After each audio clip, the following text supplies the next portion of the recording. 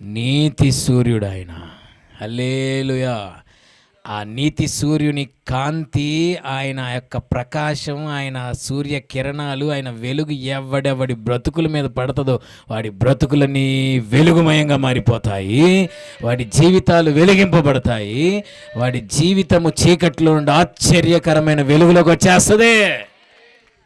అది ఈ నీతి సూర్యుడి పని. సూర్యుడు, నీతి సూర్యుడు యేసయ్య, మనం చంద్రుడు అన్నమాట. ఆయన స్వయం ప్రకాశకుడు, మనం స్వయం ప్రకాశకులం కాదు. సూర్యుడు ఆగిపోతే చంద్రుడు ఆగిపోతాడు.